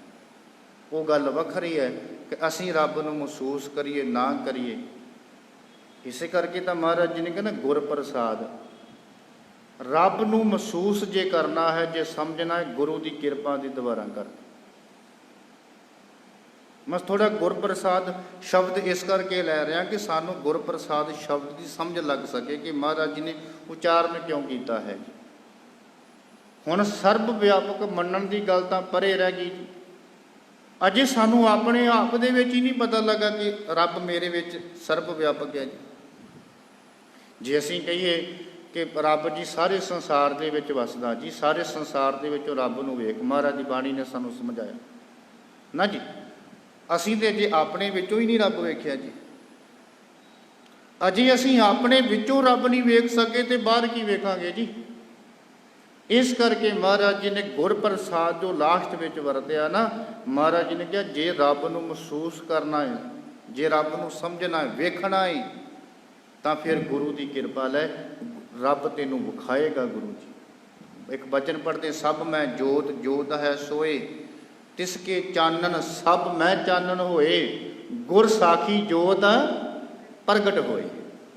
ਹੁਣ ਜੇ ਰੱਬ ਦੀ ਜੋਤ ਨੂੰ ਪ੍ਰਗਟ ਕਰਨਾ ਹੈ ਤੇ ਗੁਰ ਪ੍ਰਸਾਦ ਗੁਰੂ ਦੀ ਸਿੱਖਿਆ ਲੈਣੀ ਪੈਣੀ ਹੈ ਜੀ। ਤਾਂ ਅਸੀਂ ਰੱਬ ਜੀ ਦੇ ਬਾਰੇ ਸਮਝ ਸਕਦੇ ਹਾਂ, ਤਾਂ ਸਾਨੂੰ ਪਤਾ ਲੱਗ ਸਕਦਾ ਕਿ ਰੱਬ ਕਰਤਾ ਪੁਰਖ ਹੈ। ਨਹੀਂ ਤਾਂ ਨਹੀਂ ਜੀ, ਸਾਨੂੰ ਪਤਾ ਹੀ ਕੋਈ ਨਹੀਂ। ਕਿਉਂ? ਕਿਉਂਕਿ ਅਸੀਂ ਆਪਣੇ ਆਪ ਦੇ ਵਿੱਚ ਨਹੀਂ ਅਜੇ ਰੱਬ ਵੇਖਿਆ ਜੀ। ਬਸ ਪਿਆਰਿਓ, ਜੇ ਰੱਬ ਜੀ ਦੇ ਬਾਰੇ ਸਮਝਣਾ ਹੈ ਤੇ ਮਹਾਰਾਜ ਜੀ ਕਹਿੰਦੇ ਗੁਰ ਪ੍ਰਸਾਦ, ਗੁਰੂ ਦੀ ਕਿਰਪਾ ਲੈ, ਤਾਂ ਤੈਨੂੰ ਕਰਤਾ ਪੁਰਖ ਦੇ ਬਾਰੇ ਪਤਾ ਲੱਗੇਗਾ। ਕਰਤਾ ਪੁਰਖ ਕੀ ਹੈ ਜੀ, ਨਹੀਂ ਤਾਂ ਉਹਨਾਂ ਤੱਕ ਸਮਝ ਹੀ ਨਹੀਂ ਪਏਗੀ ਜੀ ਕੀ ਹੈ ਜੀ। ਅਰਥ ਤੇ ਮੈਂ ਕਰ ਦਿੱਤੇ, ਰੱਬ ਸਰਬ ਵਿਆਪਕ ਹੈ ਜੀ। ਸਾਰੀ ਸ੍ਰਿਸ਼ਟੀ ਨੂੰ ਬਣਾਇਆ ਰੱਬ ਜੀ ਨੇ, ਉਹ ਵਿਆਪਕ ਹੈ ਜੀ। ਪਰ ਇਹ ਗੱਲ ਨੂੰ ਸਮਝਣਾ ਬੜਾ ਮੁਸ਼ਕਿਲ ਹੈ ਜੀ ਨਾ ਜੀ। ਐਗਜ਼ਾਮਪਲ ਦੇ ਤੌਰ 'ਤੇ ਅੱਜ ਅਸੀਂ ਸਾਰੇ ਸੰਸਾਰ ਦੇ ਵਿੱਚੋਂ ਰੱਬ ਕੀ ਵੇਖਣ, ਅਸੀਂ ਤਾਂ ਆਪਣੇ ਭਰਾਵਾਂ ਦੇ ਵਿੱਚੋਂ ਰੱਬ ਨਹੀਂ ਵੇਖ ਰਹੇ, ਹੈ ਨਾ ਜੀ। ਅਸੀਂ ਆਪਣੇ ਪਰਿਵਾਰ ਦੇ ਵਿੱਚੋਂ ਰੱਬ ਨਹੀਂ ਵੇਖ ਰਹੇ ਜੀ, ਆਪਣੇ ਆਪ ਦੇ ਵਿੱਚੋਂ ਰੱਬ ਨਹੀਂ ਵੇਖ ਰਹੇ ਜੀ। ਇਹਨਾਂ ਗੱਲਾਂ ਨੂੰ ਜੇ ਸਮਝਣਾ ਹੈ, ਉਹ ਗੁਰੂ ਦੀ ਟੇਕ ਲੈਣੀ ਪੈਣੀ ਹੈ, ਉਹ ਗੁਰਪ੍ਰਸਾਦ ਤੱਕ ਪਹੁੰਚਣਾ ਪੈਣਾ ਜੀ। ਫਿਰ ਮਹਾਰਾਜ ਜੀ ਕਿਰਪਾ ਕਰਦੇ ਨੇ ਨਿਰਭਉ। ਉਹ ਅਕਾਲ ਪੁਰਖ ਪਰਮਾਤਮਾ ਜੀ ਨਿਰਭਉ ਹੈ ਜੀ, ਡਰ ਤੋਂ ਰਹਿਤ ਹੈ ਜੀ। ਰੱਬ ਜੀ ਦਾ ਸੁਭਾਅ ਹੈ ਇੱਕ, ਰੱਬ ਜੀ ਨਾ ਤਾਂ ਕਿਸੇ ਨੂੰ ਡਰਾਉਂਦੇ ਹੈ ਤੇ ਨਾ ਕਿਸੇ ਤੋਂ ਡਰਦੇ ਨੇ। ਉਹ ਨਿਰਭਉ ਹੈ, ਨਾ ਡਰਾ ਕੇ ਰੱਖਦੇ ਆ ਕਿਸੇ ਨੂੰ, ਨਾ ਕਿਸੇ ਨੂੰ ਡਰਦੇ ਹੈ ਜੀ। ਹੁਣ ਅਸੀਂ ਕਹੀਏ ਕਿ ਰੱਬ ਨੂੰ ਡਰਾ ਕੇ ਅਸੀਂ ਆ ਰੱਬ ਤੋਂ ਕੰਮ ਕਰਵਾ ਲਈ, ਇਹ ਵੀ ਨਹੀਂ ਹੋ ਸਕਦਾ ਜੀ। ਕਿਉਂਕਿ ਉਹਦਾ ਹੁਕਮ ਹੈ, ਉਹਦੀ ਮਰਜ਼ੀ ਹੈ ਜੀ, ਉਹਦੇ ਹੁਕਮ ਦੇ ਵਿੱਚ ਹੀ ਹੋਣਾ ਸਭ ਕੁਝ ਜੀ। ਤੇ ਨਾ ਰੱਬ ਸਾਨੂੰ ਡਰਾ ਹੀ ਰਿਹਾ ਜੀ ਕਿ ਮੈਂ ਇਹਨਾਂ ਨੂੰ ਡਰਾਵਾਂ ਜੀ, ਮੈਂ ਆਪਣਾ ਨਾਮ ਜਪਾਵਾਂ ਇਹਨਾਂ ਤੋਂ, ਨਾ ਇੱਦਾਂ ਦੀ ਵੀ ਨਹੀਂ। ਅਸੀਂ ਪਰਮਾਤਮਾ ਦਾ ਨਾਮ ਜਪਦੇ ਨਾ ਪਿਆਰਿਓ, ਤੇ ਇਹਦੇ ਵਿੱਚ ਰੱਬ ਜੀ ਨੂੰ ਕੋਈ ਲਾਲਸਾ ਨਹੀਂ ਹੈ ਕਿ ਤੁਸੀਂ ਜਪੋ ਨਾ ਜਪੋ ਜੀ। ਇਹਦੇ ਵਿੱਚ ਰੱਬ ਜੀ ਨੂੰ ਕੋਈ ਤਮਾ ਨਹੀਂ ਹੈ। ਜੇ ਜਪਾਂਗੇ ਅਸੀਂ ਆਪਣੇ ਲਈ ਜਪਾਂਗੇ ਜੀ। ਰੱਬ ਨਾ ਡਰਾਉਂਦਾ ਹੈ ਤੇ ਨਾ ਡਰਦਾ ਹੈ ਜੀ। ਪਰ ਇੱਕ ਗੱਲ ਗੁਰਬਾਣੀ ਨੇ ਇਹ ਗੱਲ ਸਾਨੂੰ ਸਮਝ ਆਈ ਹੈ, ਗੁਰਪ੍ਰਸਾਦ ਗੁਰੂ ਦੀ ਵੀ ਨਾਲ ਕਿਰਪਾ ਕਰਨੀ। ਮਹਾਰਾਜ ਜੀ ਨੇ ਸਮਝਾਈ ਹੈ, ਗੁਰੂ ਕਿਆ ਸਿੱਖਾ, ਜੇ ਕਿਤੇ ਨਿਰਭਉ ਅਕਾਲ ਪੁਰਖ ਪ੍ਰਮਾਤਮਾ ਨੂੰ ਜਪ ਲਵੇ ਨਾ ਤਾਂ ਤੇਰੇ ਸਾਰੇ ਡਰ ਖਤਮ ਹੋ ਸਕਦੇ ਹੈ ਜੀ। ਨਿਰਭਉ ਜਪੈ ਸਗਲ ਭਉ ਮਿਟੈ। ਜੇ ਤੂੰ ਨਿਰਭਉ ਅਕਾਲ ਪੁਰਖ ਪ੍ਰਮਾਤਮਾ ਨੂੰ ਜਪ ਲਵੇਂ ਤੇ ਤੇਰੇ ਸਾਰੇ ਹੀ ਡਰ ਜਿਹੜੇ ਨੇ ਉਹ ਖਤਮ ਹੋ ਜਾਣਗੇ। ਨਿਡਰ ਤੂੰ ਵੀ ਨਿਰਭਉ ਹੋ ਜਾਵੇਂ। ਇੰਨੀ ਗੁਰੂ ਨੇ ਕਿਰਪਾ ਸਾਡੇ ਤੇ ਕੀਤੀ ਹੈ ਜੀ। ਇੱਕ ਗੱਲ ਹੈ ਪਿਆਰਿਓ, ਜਦੋਂ ਅਸੀਂ ਸਤਿਗੁਰੂ ਗੁਰੂ ਗ੍ਰੰਥ ਸਾਹਿਬ ਦੀ ਬਾਣੀ ਪੜ੍ਹਦੇ ਆ ਨਾ ਜੀ, ਤੇ ਮਹਾਰਾਜ ਜੀ ਨੇ ਬਾਣੀ ਨੇ ਸਾਨੂੰ ਸਮਝਾਇਆ ਗੁਰੂ ਤੇ ਰੱਬ ਦੇ ਵਿੱਚ ਕੋਈ ਭੇਦ ਨਹੀਂ ਹੈ। ਗੁਰ ਪਰਮੇਸ਼ਰ ਇੱਕੋ ਜਾਣ, ਜੋ ਤਿਸ ਭਾਵੈ ਸੋ ਪ੍ਰਵਾਨ। ਦੂਜੀ ਗੱਲ ਇਹ ਵੀ ਆਖੀ ਹੈ, ਗੁਰੂ ਤੇ ਰੱਬ ਵਿੱਚ ਕੋਈ ਭੇਦ ਨਹੀਂ ਤੇ ਸਿੱਖ ਤੇ ਰੱਬ ਦੇ ਵਿੱਚ ਕੋਈ ਭੇਦ ਨਹੀਂ ਜੋ ਜੀ, ਜਾਂ ਸਿੱਖ ਤੇ ਗੁਰੂ ਦੇ ਵਿੱਚ ਕੋਈ ਭੇਦ ਨਹੀਂ ਜੋ ਜੀ। ਭਗਤ ਕਬੀਰ ਜੀ ਆਖਦੇ ਨੇ, ਹਰ ਜਨ ਐਸਾ ਚਾਹੀਏ ਜੈਸਾ ਹਰ ਹੀ ਹੋਏ। ਕਿ ਹਰੀ ਦਾ ਪ੍ਰਮਾਤਮਾ ਦਾ ਜਨ, ਪ੍ਰਮਾਤਮਾ ਦਾ ਸੇਵਕ ਕਿੱਦਾਂ ਦਾ ਹੋਣਾ ਚਾਹੀਦਾ ਜੀ? ਜਿਸ ਤਰ੍ਹਾਂ ਦਾ ਰੱਬ ਆਪ ਹੈ। ਤੇ ਗੁਰੂ ਫਿਰ ਕਿਰਪਾ ਕਰਦਾ, ਜਿਨ ਹਰ ਜਪਿਆ ਸੇ ਹਰ ਹੋਏ। ਜਿਨ੍ਹਾਂ ਨੇ ਹਰੀ ਪ੍ਰਮਾਤਮਾ ਨੂੰ ਜਪਿਆ ਉਹ ਰੱਬ ਬਣ ਗਏ ਜੀ, ਉਹ ਰੱਬ ਵਰਗੇ ਹੋ ਗਏ ਜੀ। ਇਸ ਕਰਕੇ ਮਹਾਰਾਜ ਜੀ ਕਹਿੰਦੇ, ਨਿਰਭਉ ਜਪੈ ਸਗਲ ਭਉ ਮਿਟੈ। ਜਦੋਂ ਤੂੰ ਨਿਰਭਉ ਨੂੰ ਜਪੇਗਾ ਖੁਦ ਨਿਰਭਉ ਬਣ ਜਾਵੇਗਾ, ਤੈਨੂੰ ਵੀ ਕਿਸੇ ਦਾ ਡਰ ਨਹੀਂ ਰਹੇਗਾ ਜੀ। ਇਸ ਗੱਲ ਨੂੰ ਜੇ ਬਹੁਤਾ ਵੇਖਣਾ ਤਾਂ ਸਾਡਾ ਇਤਿਹਾਸ ਪੜ੍ਹੀਏ ਜੀ।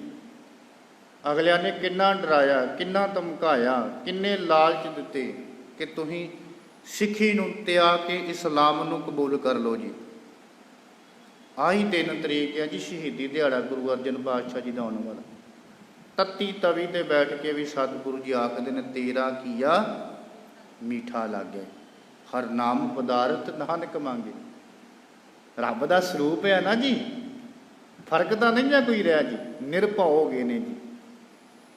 ਫਿਰ ਅਗਲਾ ਬਚਨ ਨਿਰਵੈਰ। ਨਿਰਵੈਰ, ਰੱਬ ਜੀ ਨਿਰਵੈਰ ਹੈ। ਰੱਬ ਜੀ ਦਾ ਕਿਸੇ ਨਾਲ ਵੀ ਕੋਈ ਵੈਰ ਨਹੀਂ ਹੈ ਜੀ। ਕਈ ਵਾਰ ਹੁੰਦਾ ਪਿਆਰਿਓ ਕਿ ਮੇਰੇ ਵਰਗੇ ਨੂੰ ਮਹਾਰਾਜ ਜੀ ਕੋਈ ਚੀਜ਼ ਨਾ ਦੇਵੇ ਨਾ ਜੀ, ਕਿ ਗਵਾਂਢੀ ਨੂੰ ਗੱਡੀ ਦੇ ਦੇਵੇ ਤੇ ਮੇਰੇ ਵਰਗਾ ਐਵੇਂ ਸੜੂ ਭੋਜੂ ਕਰ ਲੂ, ਲਓ ਜੀ ਮੇਰੇ ਕੋਲ ਨਹੀਂ ਹੈ, ਗਵਾਂਢੀ ਦੇ ਕੋਲ ਹੈ। ਰੱਬ ਨੇ ਪਤਾ ਨਹੀਂ ਮੇਰੇ ਨਾਲ ਕੀ ਵੈਰ ਖੱਟਿਆ। ਕੋਈ ਦੁੱਖ ਆ ਜਾਵੇ ਤਾਂ ਵੀ ਅਸੀਂ ਕਹਿ ਦਿੰਦੇ ਹਾਂ ਜੀ ਕਿ ਰੱਬ ਨੇ ਪਤਾ ਨਹੀਂ ਮੇਰੇ ਨਾਲ ਕੀ ਵੈਰ ਖੱਟਿਆ ਜੀ। ਰੱਬ ਦਾ ਮੈਂ ਕੀ ਮਾੜਾ ਕੀਤਾ ਜੀ, ਮੈਨੂੰ ਨਹੀਂ ਦਿੱਤਾ ਗਵਾਂਢੀ ਨੂੰ ਦੇਤਾ, ਮੇਰੇ ਨਾਲ ਇਹ ਕਿਉਂ ਹੋਇਆ ਜੀ? ਨਾ ਜੀ, ਉੱਥੇ ਅਸੀਂ ਕਹਿੰਦੇ ਹਾਂ ਕਿ ਰੱਬ ਨਾਲ ਕੋਈ, ਰੱਬ ਜੀ ਨੂੰ ਮੇਰੇ ਨਾਲ ਕੋਈ ਵੈਰ ਹੈ। ਇੱਕ ਗੱਲ ਚੇਤੇ ਰੱਖਿਓ ਪਿਆਰਿਓ, ਇਹ ਜੋ ਅਸੀਂ ਆਪਣੀ ਜੂਨ ਭੁਗਤ ਰਹੇ ਹਾਂ ਨਾ ਜੀ, ਇਹ ਜਿਹੜਾ ਇਹ ਸਾਨੂੰ ਜਾਮਾ ਮਿਲਿਆ ਹੈ, ਇਹ ਸਭ ਕੁਝ ਆਪੋ ਆਪਣੇ ਕਰਮ ਆ ਜੀ। ਇਹਦੇ ਵਿੱਚ ਰੱਬ ਨੂੰ ਅਸੀਂ ਦੋਸ਼ ਨਹੀਂ ਦੇ ਸਕਦੇ ਜੀ। ਜਿੱਦਾਂ ਦੇ ਅਸੀਂ ਆਪਣੇ ਕਰਮ ਕਰ ਰਹੇ ਹਾਂ ਨਾ ਜੀ, ਜਿੱਦਾਂ ਦੇ ਉਦਾਂ ਦਾ ਅਸੀਂ ਭੁਗਤ ਰਹੇ ਹਾਂ ਜੀ।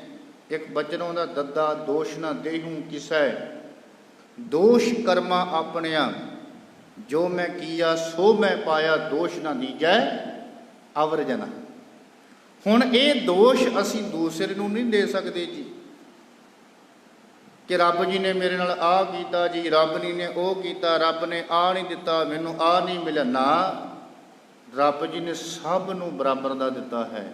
ਉਹ ਗੱਲ ਵੱਖਰੀ ਹੈ ਕਿ ਤੇਰੇ ਆਪਣੇ ਕਰਮ ਹੈ, ਤੂੰ ਆਪਣੇ ਕਰਮਾਂ ਦਾ ਖਟਿਆ ਖਾ ਰਿਹਾ ਹੈ, ਭੁਗਤ ਰਿਹਾ ਹੈ। ਕਰਮਾ ਸੰਦੜਾ ਖੇਤ ਹੈ ਜੀ। ਜਿੱਦਾਂ ਦਾ ਤੂੰ ਬੀਜ ਰਿਹਾ ਹੈ ਉਦਾਂ ਦਾ ਵੱਢ ਰਿਹਾ ਹੈ ਜੀ। ਇਹਦੇ ਵਿੱਚ ਰੱਬ ਨੂੰ ਦੋਸ਼ ਨਾ ਦੇ ਕਿ ਰੱਬ ਮੇਰਾ ਵੈਰੀ ਹੈ। ਨਾ, ਅਕਾਲ ਪੁਰਖ ਪਰਮਾਤਮਾ ਜੀ ਨਿਰਵੈਰ ਹੈ। ਇੱਕ ਗੱਲ ਫਿਰ ਗੁਰਪ੍ਰਸਾਦ ਵੀ ਲੈ ਕੇ ਚੱਲੀਏ ਨਾਲ। ਮਹਾਰਾਜ ਜੀ ਕਹਿੰਦੇ ਜੇ ਕਿਤੇ ਸਿੱਖਣਾ ਨਾ ਤੂੰ ਵੀ ਨਿਰਵੈਰ ਜੇ ਬਣਨਾ ਤੇ ਗੁਰੂ ਦਾ ਉਪਦੇਸ਼ ਲੈ। ਹੁਣ ਉੱਥੇ ਮਹਾਰਾਜ ਜੀ ਸਾਨੂੰ ਰੱਬ ਵਰਗਾ ਬਣਾਉਂਦੇ ਨੇ। ਕਿੱਦਾਂ? ਮਹਾਰਾਜ ਜੀ ਕਹਿੰਦੇ ਬਿਸਰ ਗਈ ਸਭ ਤਾਤ ਪਰਾਈ, ਜਬ ਤੇ ਸਾਧ ਸੰਗਤ ਮੂੰਹ ਪਾਈ, ਨਾ ਕੋ ਬੈਰੀ ਨਹੀਂ ਬਗਾਨਾ ਸਗਲ ਸੰਗ, ਹਮਕੋ ਬਣਾਈ। ਹੁਣ ਇੱਥੇ ਮਹਾਰਾਜ ਜੀ ਨੇ ਕਿਹਾ ਜੇ ਤੂੰ ਰੱਬ ਵਰਗਾ ਬਣਨਾ ਜਾਂ ਨਿਰਵੈਰ ਸ਼ਬਦ ਨੂੰ ਸਮਝਣਾ ਨਾ ਤੇ ਫਿਰ ਤੂੰ ਵੀ ਇਦਾਂ ਦਾ ਬਣ ਗਈ। ਜਦੋਂ ਇਦਾਂ ਦਾ ਬਣੇਗਾ ਤਾਂ ਤੂੰ ਰੱਬ ਨੂੰ ਸਮਝ ਸਕੇਗਾ ਜੀ, ਹੈ ਨਾ ਜੀ। ਨਿਰਵੈਰ ਜਿਹਦਾ ਕਿਸੇ ਨਾਲ ਵੀ ਵੈਰ ਕੋਈ ਨਹੀਂ ਜੀ। ਇੱਕ ਪਾਸਿਓਂ ਜਹਾਂਗੀਰ ਨੇ ਗੁਰੂ ਅਰਜਨ ਪਾਤਸ਼ਾਹ ਜੀ ਨੂੰ ਸ਼ਹੀਦ ਕਰਵਾਇਆ ਜੀ। ਇਦਾਂ ਨਾ ਜੀ ਪਿਆਰੇ, ਹੁਕਮ ਦਿੱਤਾ ਸੀ ਨਾ ਸ਼ਹੀਦ ਕਰਨ ਦਾ ਜੀ। ਦੂਜੇ ਪਾਸੇ ਗੁਰੂ ਹਰਗੋਬਿੰਦ ਪਾਤਸ਼ਾਹ ਜੀ ਜਹਾਂਗੀਰ ਦੇ ਨਾਲ ਮਿੱਤਰਤਾ ਪਾਈ ਹੈ ਜੀ। ਪਿਓ ਦਾ ਕਤਲ ਕੀਤਾ ਹੋਵੇ ਤੇ ਕਤਲ ਦੇ ਨਾਲ, ਕਤਲ ਕਰਨ ਵਾਲੇ ਨਾਲ ਅਸੀਂ ਦੋਸਤੀ ਪਾਈਏ। ਹੋਇਆ ਕਿਤੇ ਸੰਸਾਰ ਦੇ ਵਿੱਚ ਜੀ, ਸਾਡੇ ਸਮਾਜ ਦੇ ਵਿੱਚ, ਸੰਸਾਰ ਦੇ ਵਿੱਚ ਤੇ ਪੀੜ੍ਹੀ ਦਰ ਬਦਲਾ ਚੱਲਦਾ ਰਹਿੰਦਾ ਜੀ। ਦੁਸ਼ਮਣੀ ਚੱਲਦੀ ਰਹਿੰਦੀ ਹੈ ਕਿ ਇਹਨੇ ਮੇਰੇ ਪਿਓ ਦੇ ਨਾਲ ਇਹ ਕੀਤਾ ਸੀ, ਇਹਨੇ ਮੇਰੇ ਵੱਡੇ ਵਡੇਰਿਆਂ ਨਾਲ ਆਹ ਕੀਤਾ ਸੀ। ਪਰ ਰੱਬ ਜੀ ਦਾ ਸੁਭਾਅ ਹੈ ਨਿਰਵੈਰ, ਉਹ ਕਿਸੇ ਨਾਲ ਵੈਰ ਨਹੀਂ ਰੱਖਦਾ ਜੀ। ਗੁਰ ਪਰਮੇਸ਼ਰ ਇੱਕੋ ਜਾਨ। ਬੇਸ਼ੱਕ ਭਾਵੇਂ ਸਤਿਗੁਰੂ ਗੁਰੂ ਅਰਜਨ ਪਾਤਸ਼ਾਹ ਜੀ ਨੂੰ ਸ਼ਹੀਦ ਕੀਤਾ ਜੀ ਜਹਾਂਗੀਰ ਨੇ, ਪਰ ਜਹਾਂਗੀਰ ਦੇ ਨਾਲ ਮਿੱਤਰਤਾ ਰਹੀ ਹੈ ਗੁਰੂ ਹਰਗੋਬਿੰਦ ਪਾਤਸ਼ਾਹ ਜੀ ਦੇ ਨਾਲ। ਚਾਂਦਨੀ ਚੌਂਕ ਦੇ ਵਿੱਚ ਔਰੰਗਜ਼ੇਬ ਨੇ ਸਤਿਗੁਰੂ ਗੁਰੂ ਤੇਗ ਬਹਾਦਰ ਜੀ ਨੂੰ ਸ਼ਹੀਦ ਕੀਤਾ ਹੈ ਜੀ, ਸੀਸ ਧੜ ਤੋਂ ਅਲੱਗ ਕੀਤਾ ਹੈ। ਪਰ ਸਤਿਗੁਰੂ ਗੁਰੂ ਕਲਗੀਧਰ ਪਾਤਸ਼ਾਹ ਜੀ ਦੀ ਮਿੱਤਰਤਾ ਰਹੀ ਹੈ ਬਹਾਦਰ ਸ਼ਾਹ ਦੇ ਨਾਲ ਜੀ। ਗੁਰੂ ਨਾਨਕ ਦੇ ਘਰ ਵਿੱਚ ਵੈਰ ਨਹੀਂ ਹੈ ਕੋਈ ਪਿਆਰਿਓ, ਇੱਥੇ ਸਾਰੇ ਬਰਾਬਰ ਹੈ ਜੀ, ਇੱਕੋ ਜੇ। ਨਾ ਕੋ ਬੈਰੀ ਨਹੀਂ ਬਗਾਨਾ। ਭਾਈ ਕਨ੍ਹਈਆ ਜੀ ਸਭ ਨੂੰ ਪਾਣੀ ਪਿਆ ਰਿਹਾ ਜੀ, ਹੈ ਨਾ ਜੀ। ਇਸ ਕਰਕੇ ਜਿਸ ਤਰ੍ਹਾਂ ਦਾ ਰੱਬ ਹੈ ਨਾ ਜੀ, ਤੇ ਗੁਰੂ ਨਾਨਕ ਨੇ ਸਿੱਖ ਵੀ ਉਦਾਂ ਦਾ ਬਣਾ ਦਿੱਤਾ ਜੀ। ਗੁਰੂ ਨਾਨਕ ਤੇ ਆਪ ਤੇ ਹੈ ਹੀ ਉਦਾਂ ਦਾ ਖੁਦ ਜੀ, ਪਰ ਸਿੱਖ ਵੀ ਉਦਾਂ ਦਾ ਬਣਾ ਦਿੱਤਾ ਜੀ। ਇਸ ਕਰਕੇ ਜਿਹੜਾ ਗੁਰਪ੍ਰਸਾਦ ਹੈ ਨਾ ਜੀ, ਇਹਨੂੰ ਨਾ ਭੁੱਲਿਓ ਜੀ। ਜਦੋਂ ਇਹਦੇ ਨਾਲ ਜੁੜੇ ਰਹਾਂਗੇ ਨਾ ਗੁਰਪ੍ਰਸਾਦ ਦੇ ਨਾਲ, ਉਦੋਂ ਸਾਨੂੰ ਰੱਬ ਜੀ ਦੇ ਬਾਰੇ ਸਮਝ ਲੱਗੇਗੀ ਜੀ। ਜਿੱਦਣ ਅਸੀਂ ਗੁਰਪ੍ਰਸਾਦ ਸ਼ਬਦ ਨਾਲੋਂ ਟੁੱਟ ਗਏ ਨਾ ਜੀ, ਉਦੋਂ ਸਾਨੂੰ ਰੱਬ ਜੀ ਦੇ ਬਾਰੇ ਕੋਈ ਸਮਝ ਨਹੀਂ ਲੱਗੇਗੀ ਜੀ। ਫਿਰ ਮਹਾਰਾਜ ਜੀ ਕਹਿੰਦੇ ਅਕਾਲ ਮੂਰਤ, ਸਮੇਂ ਦੇ ਪ੍ਰਭਾਵ ਤੋਂ ਰਹਿਤ ਹੈ ਜੀ, ਅਵਿਨਾਸ਼ੀ ਹੈ ਜੀ ਰੱਬ। ਹੁਣ ਜਿਹੜੀ ਮਾਇਆ ਹੈ ਆ ਸੰਸਾਰ ਦੇ ਵਿੱਚ ਹਰੇਕ ਤੇ ਪ੍ਰਭਾਵ ਹੈ ਜੀ, ਪਰ ਇਸ ਮਾਇਆ ਦਾ ਜਿਹੜਾ ਪ੍ਰਭਾਵ ਹੈ ਨਾ ਜੀ, ਉਹ ਅਕਾਲ ਪੁਰਖ ਪਰਮਾਤਮਾ ਤੇ ਹੈ ਕੋਈ ਨਹੀਂ ਜੀ। ਕਿਉਂਕਿ ਅਕਾਲ ਪੁਰਖ ਪਰਮਾਤਮਾ ਜੀ ਸਮੇਂ ਦੀ ਹਸਤੀ ਤੋਂ ਜਾਂ ਮਾਰ ਤੋਂ ਪਰੇ ਹੈ ਜੀ। ਉਹ ਮਰਦਾ ਨਹੀਂ ਹੈ, ਅਵਿਨਾਸ਼ੀ ਹੈ ਜੀ। ਹੁਣ ਸਮਾਂ ਨਹੀਂ ਆਉਂਦਾ ਜੀ ਜਿਸ ਤਰ੍ਹਾਂ ਸਾਡੇ ਤੇ ਸਮਾਂ ਆ ਰਿਹਾ ਨਾ ਜੀ। ਸਾਡੇ ਤੇ ਪਹਿਲੋਂ ਬਚਪਨ ਆਇਆ, ਫਿਰ ਜਵਾਨੀ ਆਈ, ਬੁਢੇਪਾ ਆ ਗਿਆ ਨਾ। ਅਕਾਲ ਪੁਰਖ ਪਰਮਾਤਮਾ ਦੇ ਤਾਂ ਸਮੇਂ ਦਾ ਪ੍ਰਭਾਵ ਕੋਈ ਨਹੀਂ ਹੈ ਜੀ, ਮਾਇਆ ਦਾ ਪ੍ਰਭਾਵ ਕੋਈ ਨਹੀਂ ਜੀ। ਉਹ ਅਕਾਲ ਮੂਰਤ ਹੈ ਜੀ। ਫਿਰ ਮਹਾਰਾਜ ਜੀ ਕਹਿੰਦੇ ਅਜੂਨੀ,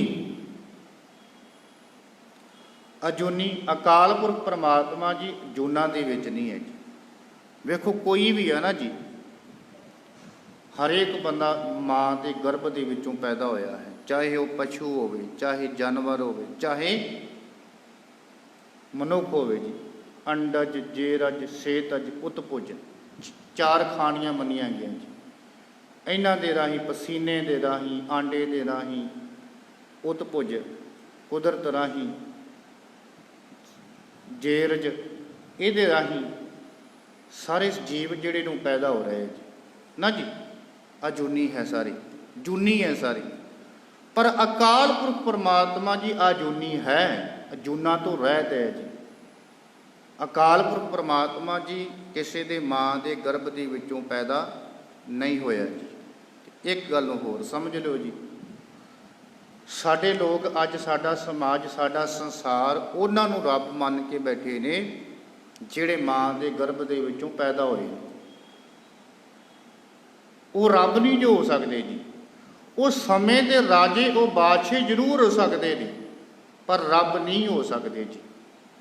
ਸਤਿਕਾਰ ਦੇ ਨਾਲ ਅਸੀਂ ਗੁਰੂ ਨਾਨਕ ਨੂੰ ਜ਼ਰੂਰ ਰੱਬ ਆਖਦੇ ਹਾਂ ਜੀ। ਅਸੀਂ ਮੰਨਦੇ ਇਸ ਗੱਲ 'ਤੇ ਵਿਸ਼ਵਾਸ ਹੈ ਕਿ ਗੁਰੂ ਨਾਨਕ ਰੱਬ ਹੈ।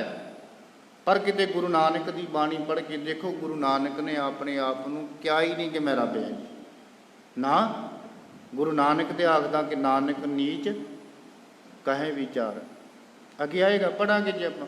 ਅਸੰਖ ਮੂਰਖ ਅੰਧ ਘੋਰ, ਅਸੰਖ ਚੋਰ ਹਰਾਮ ਖੋਰ।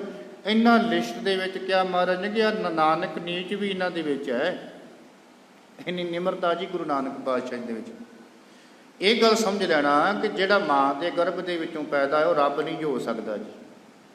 ਰੱਬ ਜੂਨਾਂ ਤੋਂ ਰਹਿਤ ਹੈ ਜੀ। ਫਿਰ ਕਿਹਾ ਸਹਿਭੰਗ। ਸਹਿਭੰਗ ਦਾ ਅਰਥ ਹੈ ਜੀ ਰੱਬ ਜਿਹੜਾ ਉਹ ਆਪਣੇ ਆਪ ਨੂੰ ਪ੍ਰਕਾਸ਼ ਹੋਇਆ ਹੈ ਜੀ। ਉਹਨੇ ਆਪਣੇ ਆਪ ਨੂੰ ਪਹਿਲਾਂ ਸਾਜਿਆ। ਆਪ ਹੀ ਨੇ ਆਪ ਸਾਜਿਓ, ਆਪ ਹੀ ਨੇ ਰਚਿਓ। ਹੁਣ ਉਹਨੇ ਆਪਣੇ ਆਪ ਨੂੰ ਆਪ ਬਣਾਇਆ ਜੀ, ਆਪ ਸਾਜਿਆ ਹੈ ਜੀ।